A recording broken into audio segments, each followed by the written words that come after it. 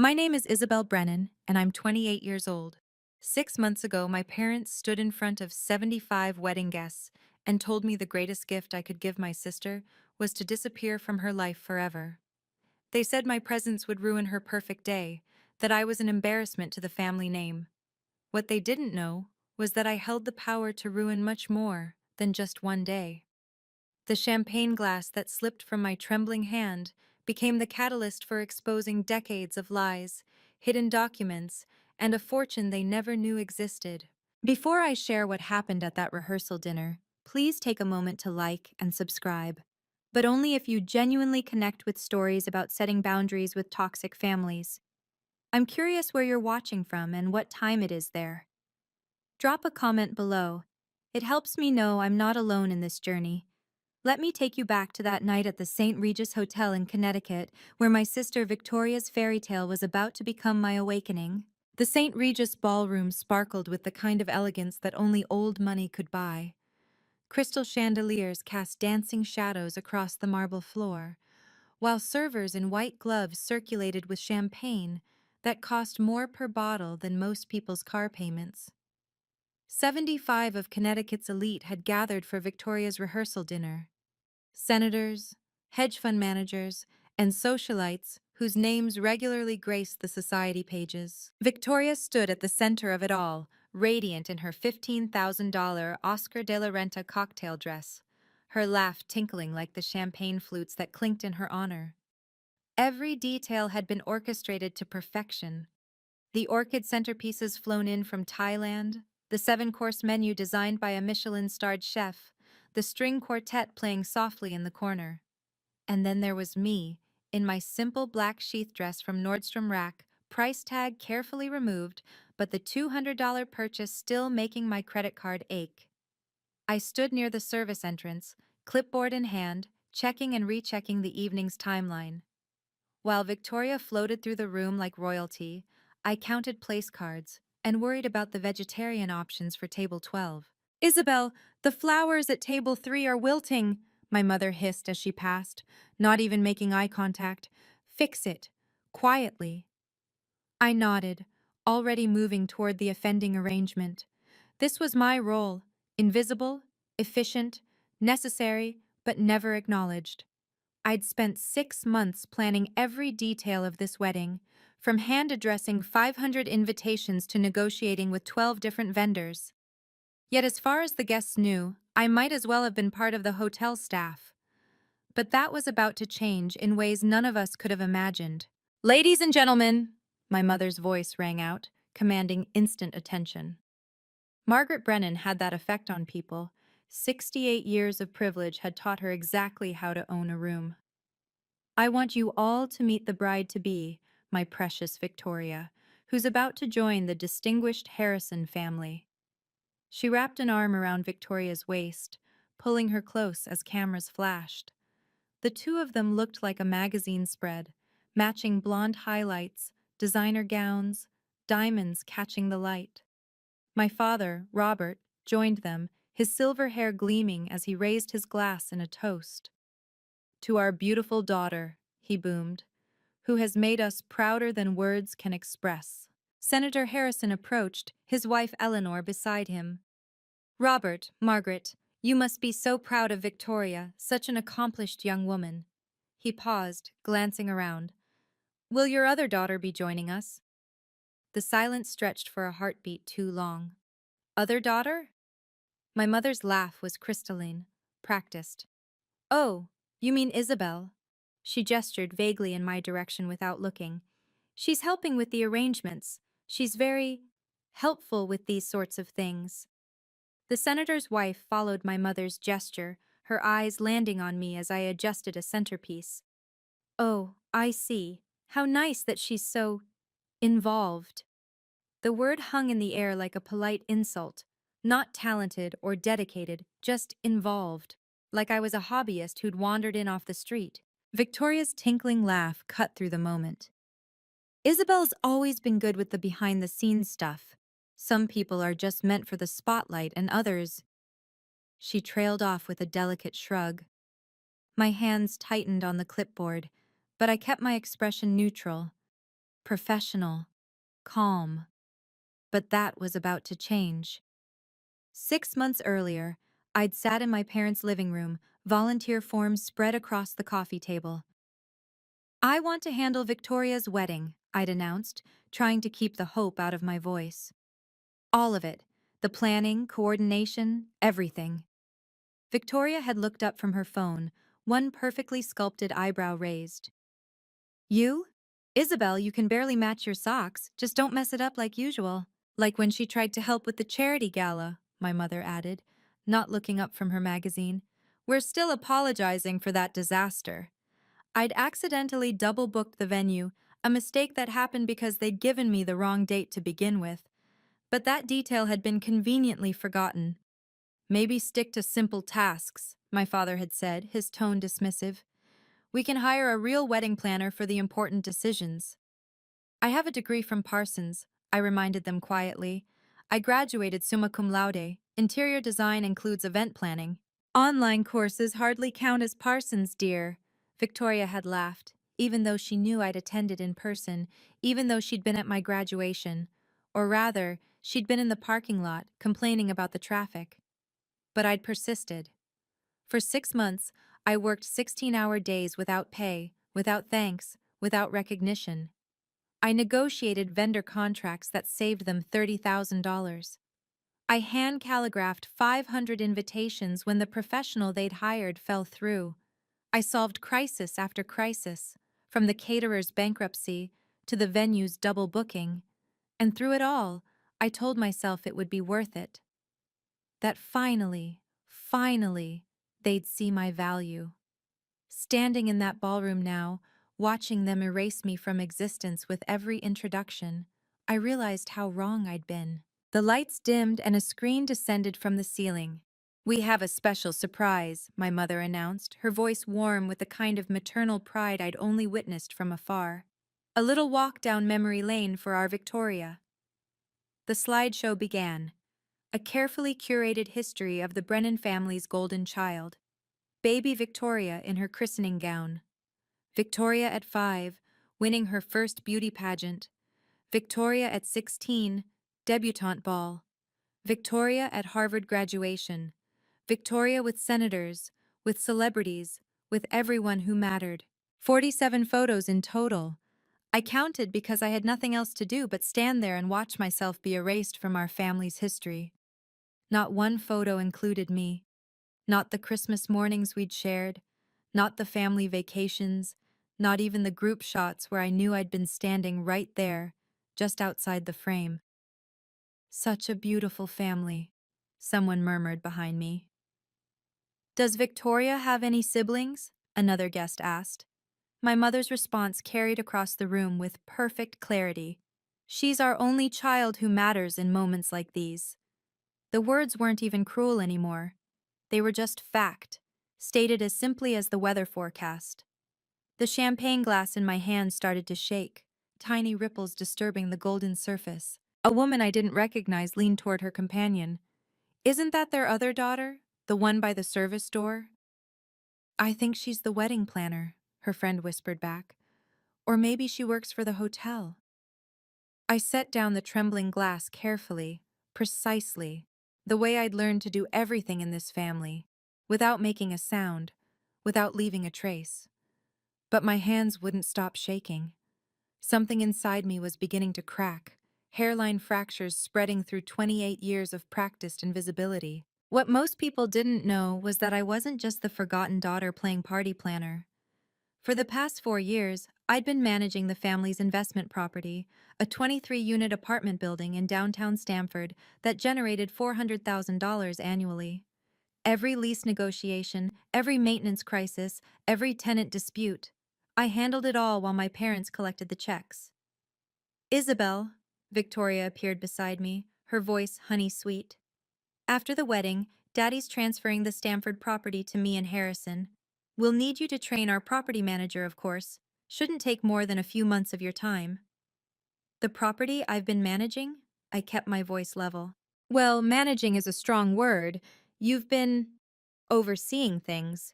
But now that I'm joining the Harrison family, we need to elevate our portfolio.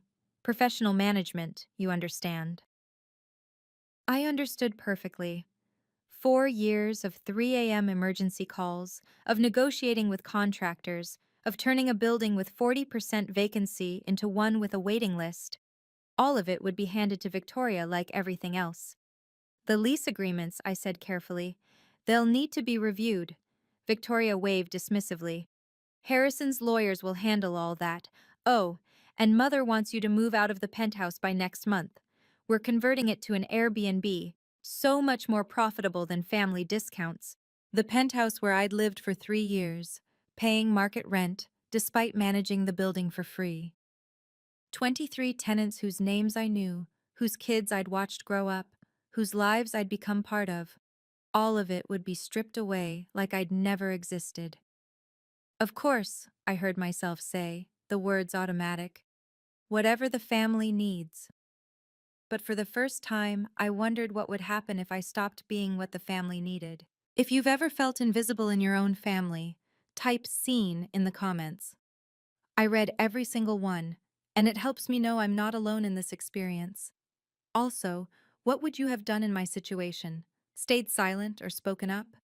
Let me know below while I tell you what happened when that champagne glass slipped. Because what came next changed everything, and I mean everything. The champagne, the scream, the words that would echo through that ballroom. It all started with my trembling hands and ended with documents no one knew existed. Let me show you how it unfolded. My hands hadn't stopped shaking since the slideshow. I reached for a fresh glass of champagne from a passing tray, trying to steady my nerves, trying to be invisible just a little longer. The crystal was slippery with condensation, and as I lifted it, my trembling fingers betrayed me. The glass tilted.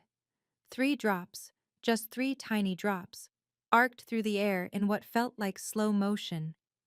They landed on Victoria's dress, nearly invisible against the cream-colored silk, no bigger than tears. But Victoria's scream could have shattered the chandeliers. "My dress!" She spun around, her face contorted with rage. "You clumsy idiot! You've ruined everything!" 75 heads turned in unison. Conversations died mid-sentence. The string quartet stopped playing. In the sudden silence, everyone stared at the spectacle. Victoria, the beautiful bride, pointing at me with theatrical horror, and me, frozen with an empty glass in my hand. "Look what she's done!" Victoria grabbed her mother's arm, gesturing at the microscopic spots. "This dress cost more than her car." I looked at the spots, 3 tiny dots you'd need a magnifying glass to see. The dress wasn't ruined. It wasn't even noticeably stained. But that didn't matter. This wasn't about the dress. "I'm sorry," I said quietly. "I'll pay for the cleaning." "Cleaning?" My mother's voice cut through the air like a blade. "This is a Vera Wang original. It's destroyed." The guests pressed closer, phones appearing in hands, everyone wanting to capture the drama. Someone was definitely recording. I saw the red light on their phone, saw them zoom in on my face. "Typical Isabel," Victoria said loudly, playing to her audience. "She ruins everything she touches." The room held its breath, waiting to see what would happen next. "You ruin everything!" My mother's voice rose to a pitch I'd never heard before. "Every single time we try to have something nice, something special, you destroy it. Can't you do one thing right?" My father's face had turned purple, a vein pulsing at his temple. "One thing without destroying it?" Victoria had started to cry. Perfect crystalline tears that didn't disturb her makeup. "My wedding is ruined," she sobbed into Harrison's shoulder. "She always does this. She's always been jealous of me." The crowd pressed closer, their whispers creating a low hum of judgment. I caught fragments. "How embarrassing. Poor Victoria. Some people just don't belong." "It's 3 drops," I said, my voice barely above a whisper. "The dress isn't ruined." "Don't you dare minimize this," my mother hissed. She turned to the crowd, her voice carrying to every corner of the ballroom. "I apologize for my daughter's behavior. She's always been difficult." Senator Harrison's wife shook her head sympathetically. "These things happen, Margaret. Though perhaps, she glanced meaningfully at me, perhaps some people aren't suited for certain occasions. You're absolutely right, my father said, his jaw clenched. He looked at me with something beyond anger. It was complete dismissal, like I was a problem to be solved rather than his daughter. Then my father stood up, his chair scraping against the marble floor. He raised his hand for silence, and the room obeyed instantly. Robert Brennan commanded that kind of respect, built on decades of business dominance and social positioning. I have something to say, he announced, his voice carrying the weight of finality. The air in the room became electric with anticipation. In the corner of the ballroom, almost hidden behind a marble column, sat my grandmother, Eleanor. At 85, she commanded attention even in stillness. Silver hair pulled into an elegant chignon, wearing the kind of understated black dress that whispered rather than shouted its price tag. She hadn't said a word all evening. While others gasped and whispered, while phones recorded and my parents raged, Eleanor Brennan sat perfectly still, her eyes sharp as surgical instruments. She wasn't watching the spectacle, she was studying it, analyzing it, like a chess master observing pieces on a board. In her lap sat a small leather notebook, the kind she'd carried for decades. Her fountain pen moved across the page in quick, precise strokes. Writing what? I couldn't tell from where I stood, but I saw her underline something twice, the gesture deliberate and final. Our eyes met across the chaos. While 74 people watched my humiliation with either pity or entertainment, Eleanor looked at me with something else entirely. She gave the slightest nod, so small anyone else would have missed it. But I'd learned to read her micro-expressions during the few times she'd acknowledged my existence. It wasn't sympathy. It wasn't pity. It was something far more dangerous. Recognition. She closed her notebook with a soft snap and set it aside. Then she did something she hadn't done all evening. She picked up her champagne glass and took a deliberate sip, her eyes never leaving my father as he prepared to speak. Interesting. I saw her lips form the word, though no sound came out. A server approached her, but she waved him away without looking, her attention fixed on the scene unfolding. Whatever was about to happen, Eleanor Brennan was ready for it. Standing near the service entrance, partially obscured by a potted palm, was a man I'd never seen before. Everything about him seemed deliberately unremarkable. Medium height, brown hair, the kind of face you'd forget 5 minutes after meeting. But his suit told a different story. That was Tom Ford, at least $10,000 worth of tailoring that had been crafted to look modest. He held a phone, but he wasn't scrolling. He was documenting. I watched him capture my father's purple face, my mother's theatrical gestures, Victoria's performed tears. He wasn't recording video. He was taking specific, timed photographs, each one deliberate and methodical. When he shifted position, I caught a glimpse of the briefcase at his feet. Black leather, combination locks, and barely visible in the embossed corner. Miller and Associates, Estate Law. His eyes met Eleanor's across the room. The look they exchanged lasted less than a second, but it was loaded with meaning.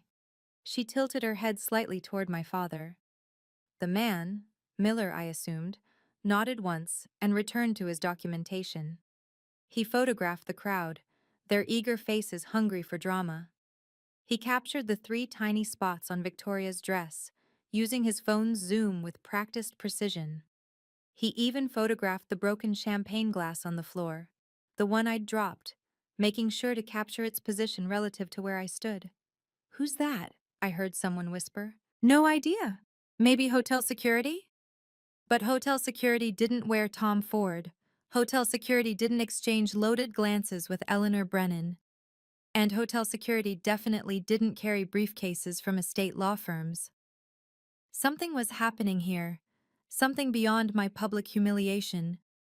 The players were positioned, the documentation was being gathered, and I was beginning to realize this might not be the ending my family expected. My father's voice filled the ballroom with the authority of a man who'd never been challenged. Ladies and gentlemen, I need to address what just happened. The crowd leaned in, hungry for more drama. Someone actually shushed their companion to hear better.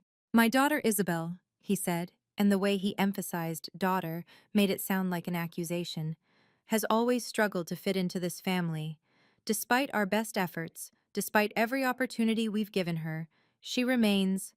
He paused, searching for the word. A liability. My mother stood beside him, nodding. Victoria had stopped crying, a small smile playing at her lips.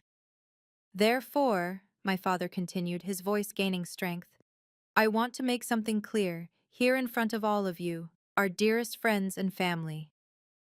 The room was so quiet I could hear my own heartbeat. Isabel, the greatest gift you could give your sister for her wedding. He looked directly at me, his eyes cold as winter stone. Is your permanent absence from our family. Gasps rippled through the crowd. Someone dropped a glass. The sound of it shattering seemed to echo forever. We don't want you at the wedding, he continued, each word a nail in a coffin I didn't know he'd been building. We don't want you at family gatherings.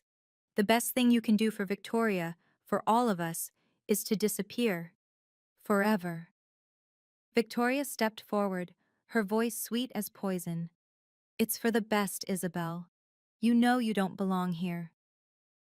75 people stared at me, waiting for my response.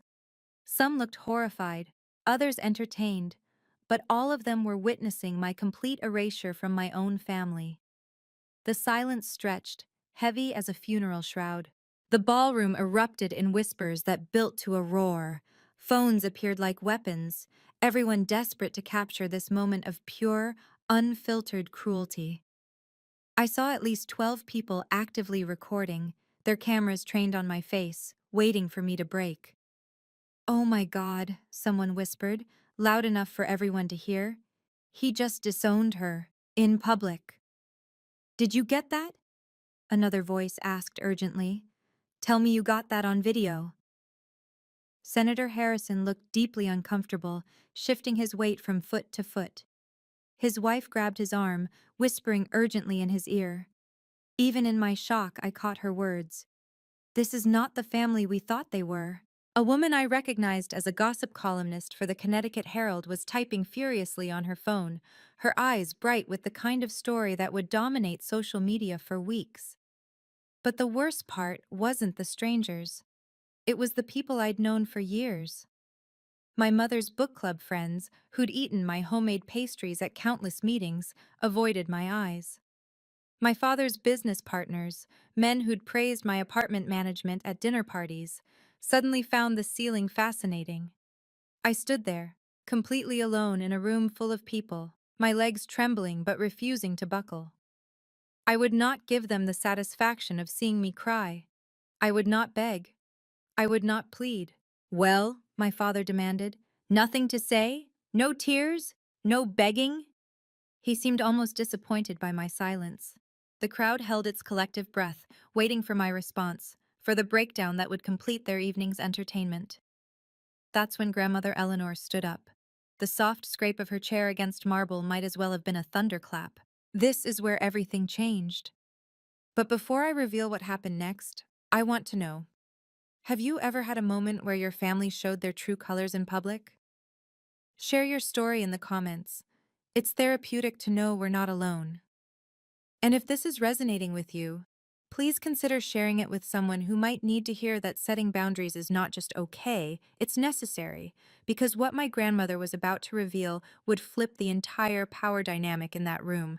The documents, the trust fund, the secrets my parents never knew existed. It all came out in the next 5 minutes.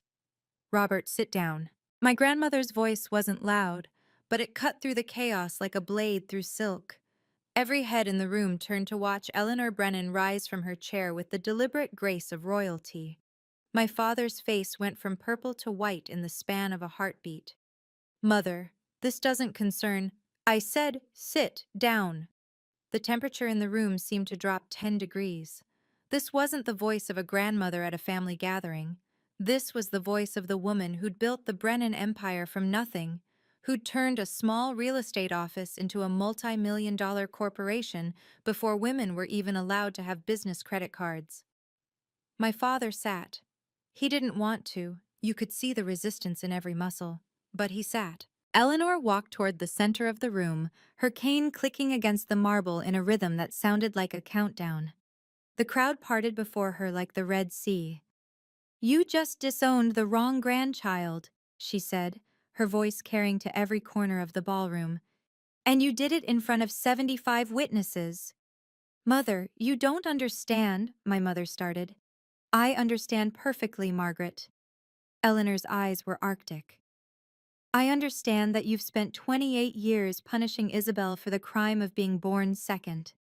I understand that you've taken her work, her dedication, her love, and treated it like garbage." She turned to face the crowd, addressing them directly.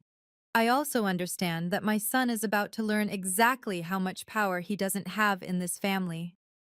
My father's face had gone from white to gray. "What are you talking about?" Eleanor smiled. It wasn't a pleasant smile. "Mr. Miller, I believe it's time." The man in the Tom Ford suit stepped out from behind the potted palm, his movements so smooth it seemed choreographed. "Good evening. I'm James Miller, senior partner at Miller and Associates, and Mrs. Eleanor Brennan's personal attorney for the past 30 years. He set his briefcase on the nearest table with deliberate precision, the locks clicking open in the silence. The sound seemed to echo off the marble walls. "Miss Isabel," he said, turning to me with the kind of respect my family had never shown. "As per the terms of your trust fund, established by your grandmother when you were born, certain conditions have now been met." "What trust fund?" My mother's voice cracked. "There's no trust fund." Miller pulled out a thick manila folder, the kind that held life-changing documents. "The Isabel Rose Brennan Irrevocable Trust, established 28 years ago with an initial deposit of $5 million, now valued at approximately $15 million with interest and investments." The sound that came from my father's throat wasn't quite human. "Furthermore," Miller continued, his voice professional and measured, "as of her 21st birthday, Miss Isabel has been the legal owner of the Stamford property, though she's graciously allowed the family to believe otherwise while she managed it." Victoria's perfectly composed face finally cracked. "That's impossible. Daddy owns that building." "No," Miller said simply. "Your father manages the paperwork. The deed has been in Miss Isabel's name for 7 years. She's also a voting member of the Brennan Corporation Board, holding 30% of shares, more than any individual family member except Mrs. Eleanor herself." "You're lying," my father managed to choke out. Miller smiled thinly. "I have the documents right here. All notarized, all legal, all binding." 30%? My father's voice had gone hoarse. "That's impossible. I would have known. I would have seen the paperwork." "You saw what you expected to see," Eleanor said coldly. "Every document you signed for the family trust was actually strengthening Isabel's position. You never read the fine print because you assumed I'd always favor Victoria, just like you did." Miller spread the documents across the table like a dealer showing a winning hand. "Miss Isabel owns the Stamford building outright, all 23 units generating $400,000 annually. She holds 30% of Brennan Corporation voting shares. She's the beneficiary of a $15 million trust that becomes fully accessible on her 30th birthday, or immediately if she's publicly disowned by her parents." He paused, letting that sink in. "Which, thanks to your announcement in front of 75 witnesses, just happened." The room exploded. Guests gasped, phones came out, and the gossip columnist looked like she'd won the lottery. But I couldn't focus on any of them. I was staring at the papers, at my name printed over and over again in legal black and white. "You've been living in my building for 4 years, Dad," I said quietly, finding my voice at last. "Paying rent to me. I processed every payment, fixed every problem, and you never once wondered why your signature wasn't on any of the legal documents." Victoria grabbed the nearest paper, her hands shaking. "This has to be fake. Grandma would never." I would, and I did, Eleanor interrupted, because I saw what you all refused to see. Isabel has been running this family's assets for years while you played dress up and called yourself an influencer. And there's one more thing, Miller added, his voice cutting through the chaos. I stood up slowly, my legs finally steady. The trembling had stopped. For the first time in 28 years, I felt the solid ground of my own power beneath my feet. You want me gone? I said, my voice calm and clear. I accept. I walked to the table where Miller had spread the documents, picked up the pen he offered, and began signing. Each signature was deliberate, final, a punctuation mark on years of invisibility. Effective immediately, I'm withdrawing from all family operations, I announced, my voice carrying the kind of authority I'd never been allowed to use before. The Stamford building accounts will be frozen for transition to my personal management company. All automatic payments to Brennan Corporation from my properties cease as of midnight tonight. Wait, my father said, his voice strangled. The Stamford building generates 70% of our liquid income. I'm aware, I said simply, signing another document. I've been managing your books for 4 years, remember? Though you called it helping out. Victoria stepped forward, her perfect composure finally shattered. You can't do this. The wedding venue needs the final payment tomorrow. That's $300,000. That sounds like a you problem, I said, using her favorite phrase from our childhood. Maybe ask your influencer sponsors for help. Isabel, please, my mother said, and it was the first time she'd said my name all evening without sneering. Let's discuss this privately. Privately? I set down the pen and looked at her directly. You made this public. You announced my exile in front of everyone who matters to you, so everyone can witness the consequences. I turned to Miller. Please ensure all transitions are completed by Monday morning. Already in motion, Miss Brennan. Wait, you can't do this? My mother's carefully maintained composure cracked completely. The Harrison merger depends on our property portfolio. The wedding venue needs payment. Victoria grabbed my arm. 300,000 by tomorrow, or they'll cancel everything. The corporate credit line, my father said, his voice hollow. You're the guarantor. Without you, the bank will.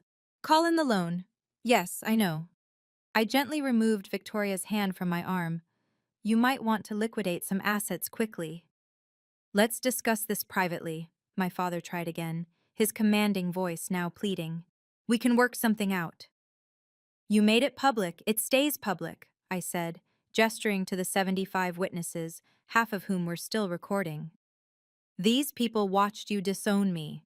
They can watch you face the consequences. Senator Harrison cleared his throat. Robert, perhaps we should postpone tomorrow's merger discussion, given the circumstances. The wedding, Harrison's son said quietly to Victoria. Maybe we should reconsider the scale. Reconsider? Victoria's voice pitched toward hysteria. We have 500 guests coming, who you'll now need to pay for yourself, I reminded her. I've been covering vendor deposits from the building account. That ends tonight. My mother grabbed my father's arm. Do something. But what could he do? The documents were legal. The witnesses were plentiful. The disownment had been public and unequivocal. Miss Isabel, Miller said, your car is waiting outside whenever you're ready. I looked around the ballroom one last time, at the crystal chandeliers I'd selected, the flowers I'd arranged, the seating charts I'd spent weeks perfecting, all for people who'd just erased me from their lives. I'm ready now, I said. I hadn't even reached my car when the first domino fell. My phone lit up with a Google alert. Someone had already posted the video. Connecticut real estate mogul disowns daughter at 2 wedding event. The view count was climbing. 10K, 15K, 20K in minutes. By the time I reached my apartment, it had hit 50K views, and how our toxic family was trending locally. The Connecticut Herald's gossip columnist had worked fast. Her article was already live. Brennan family drama. Daughter disowned, then reveals she owns everything. The comments section was brutal. Karma came dressed as a grandmother, read the top comment with 500 likes. 3 text messages came in rapid succession from my father's business partners. Robert, given tonight's events, we're pulling out of the Westport development. The Harrison merger is off the table. Call me when your house is in order. My wife says if this is how you treat family, we can't trust you with our investment. Victoria's Instagram was hemorrhaging followers. I watched the count drop in real time, 100K to 95K to 90K. The comments under her last post, a photo of her wedding shoes, were savage. Imagine being so cruel to your sister. Money can't buy class. Your sister planned your whole wedding and this is how you thank her? The wedding hashtag had Victoria, and Harrison Forever had been hijacked. Instead of congratulations, it was filled with screenshots from the video, zoomed in on my parents' cruel faces, Victoria's smirk, my quiet dignity in that simple black dress. Within 3 hours, the Brennan family name had become synonymous with public cruelty, and there was nothing their money could do to stop it. But the worst was yet to come for Victoria. Monday morning brought a cascade of financial disasters. Without my signature, the corporate credit line was frozen. The wedding vendors, who'd seen the viral video, demanded immediate payment in full, no more payment plans for the notorious Brennans. The bill was staggering. Venue, $300,000. Catering for $500, $200,000. Flowers, $75,000. Orchestra and entertainment, $100,000. Photography and videography, $50,000. Designer dress alterations, $25,000. Miscellaneous, $50,000. Total due, $800,000. Due immediately, or face public lawsuits that would further damage their reputation. We need to sell the Hampton house, I heard my father tell my mother in a voicemail she'd accidentally sent me. Today, take whatever offer we can get. They listed it for $3.2 million, desperate for quick cash. It sold in 48 hours for $2.4 million, a loss of $800,000 from what they'd paid. The buyer? One of my grandmother's shell companies, though they wouldn't discover that for months. The Stamford building, my building, had been their primary income source. Without it, they couldn't maintain their lifestyle. The country club membership, the yacht club, the charity board positions that required substantial donations, all of it started slipping away. But the cruelest blow was the discovery that Victoria's influencer career had been artificially propped up by payments from the family accounts, payments I'd been processing without questioning. Without that financial support, her engagement rates plummeted. Brands started pulling out, citing recent controversies and brand safety concerns. The princess was about to learn what life felt like without a kingdom funded by the sister she'd despised. But the worst was yet to come for Victoria, I thought, watching her desperate posts trying to salvage her image. Harrison called off the wedding on Tuesday morning. Not postponed, cancelled. His family's publicist released a statement citing irreconcilable differences in family values. But everyone knew the truth. The Harrisons didn't want to be associated with the family whose cruelty had been viewed 12 million times in 4 days. Victoria's breakdown was, predictably, public. She posted a tearful video blaming me for ruining her life, which only made things worse. The comments were merciless. Your sister gave you everything, and you treated her like garbage. The trash took itself out. Team Isabel forever. Her brand partnerships evaporated overnight. The luxury fashion brand she'd been ambassadoring for sent a termination letter. The jewelry company pulled their campaign. The fitness tea she'd been promoting distanced themselves with a public statement about supporting family values and kindness. In 1 week, she lost 100,000 Instagram followers. Her fiancé and dream wedding, brand deals worth $150,000 annually, her apartment, it was in Harrison's name, her reputation. She had to move back into our parents' house, except it wasn't even their house anymore. Without the building income and with the Hampton house sold, they'd had to downgrade to a rental in Norwalk. 3 bedrooms, no pool, no status. The girl who'd worn $15,000 dresses was now shopping at Target, posting desperate content trying to rebuild her following. Day in my life living at home. Got 2,000 views and hundreds of comments about karma. The penthouse apartment she'd wanted to turn into an Airbnb? I lived there for another month while I wrapped up my affairs, then sold it to a lovely young family for twice what my parents thought it was worth. Victoria had lost her kingdom in exactly 7 days. 6 months later, I stood in my new office in Asheville, North Carolina, watching the sunrise paint the Blue Ridge Mountains gold. The nameplate on my door read, Isabel Brennan, principal designer of my own firm, Brennan Interiors. Though I was considering changing the last name, the transformation had been remarkable. Free from my family's shadow, I'd discovered I wasn't just competent. I was exceptional. My first client came through Eleanor, who'd quietly spread the word among her connections. That led to another, then another. Within 6 months, I had 12 clients and 2 employees, with revenue already hitting $500,000. My apartment was a converted loft in the River Arts District, all exposed brick and soaring windows. I designed it myself, every detail reflecting my taste, not what my family would approve of. Modern but warm, elegant but comfortable.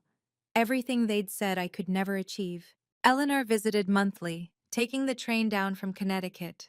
We'd have lunch at my favorite cafe, where she'd update me on the family's continued struggles and remind me that I'd made the right choice. "Your father asked about you," she said during her latest visit. "And?" "I told him you were dead to him. His words, after all." We both smiled at that. The trust fund had given me freedom, but the building income gave me power. I'd hired a professional management company, a real one, and the property was thriving. The tenants, who'd always liked me better than my family, sent a group card on my birthday. "To our favorite landlord who actually cares." Freedom tasted like morning coffee in my own office with my name on the door, in a city where nobody knew I'd once been invisible. The attempts to reconcile started 3 months after I left. First came the texts, 47 from my father, each more desperate than the last. "We need to talk. This has gone too far. Your mother is sick with worry. Please respond. You're destroying this family." Then Victoria, 200 plus messages ranging from rage to manipulation to fake apology. "I hate you. How could you do this to me? I'm sorry, okay? Is that what you want to hear? I need money for rent. Please. I'm your sister." My mother took a different approach, sending a formal letter through her attorney. 4 pages of elegant stationery filled with rewritten history, claiming she'd always loved me equally, that this was all a misunderstanding that family should forgive. I responded with my own attorney's letter, a cease and desist order, followed by a formal no-contact directive. If they continued to harass me, I'd pursue a restraining order. The extinction burst came on Christmas Eve. All 3 of them showed up at my Asheville apartment building. The doorman, whom I'd specifically briefed about this possibility, called me immediately. "Should I call the police, Miss Brennan?" I watched them on the security monitor, my father pacing, my mother crying, Victoria on her phone probably trying to document their journey to reconciliation for social media content. "Yes," I said. "Tell them there are trespassers who've been legally notified to maintain no contact." They left before the police arrived, but not before Victoria posted a tearful video about her heartless sister refusing to see family on Christmas. It got ratioed so hard she deleted it within an hour. Apologies motivated by financial desperation aren't apologies at all. Standing in my office now, a year later, I've learned truths that 28 years in that family never taught me. Boundaries aren't punishment, they're self-preservation. They're not about being cruel to others, but about being kind to yourself. Family isn't an automatic pass for love. Being related by blood doesn't grant anyone the right to destroy your spirit, diminish your accomplishments, or erase your existence. Love isn't shown through words at holiday dinners, but through daily actions, through recognition, through the simple act of seeing someone for who they truly are. Respect must be earned, not expected. My parents expected my respect while giving none in return. They demanded loyalty while showing only betrayal. They required devotion while offering only dismissal. The most profound lesson? Sometimes the most loving thing you can do, for yourself and for them, is to walk away. My absence forced them to confront the reality of who they were. Without me to blame, to diminish, to erase, they had to face the empty spaces in their own hearts. Eleanor told me something during her last visit that stays with me. You didn't break the family, darling. You revealed it was already broken. You just stopped being the glue holding together something that should have fallen apart years ago. Blood makes you related, but loyalty makes you family. And I've built a new family here. Friends who celebrate my successes, clients who value my work, a community that sees me not as the invisible second daughter, but as Isabel, whole and worthy on my own terms. The girl who once shook holding a champagne glass now holds her future steady in both hands. And that future? It's entirely mine to build. Thank you for witnessing my story. If you've made it this far, you're probably someone who understands that sometimes the most loving thing you can do is walk away. What boundaries have you had to set with family? I'd love to hear your story in the comments. And if this video helped you feel less alone, please share it with someone who might need to hear that their peace is worth more than toxic family approval. Subscribe for more stories about choosing yourself. Remember, you can't heal in the same environment that broke you. Until next time, this is Isabel, choosing freedom over family.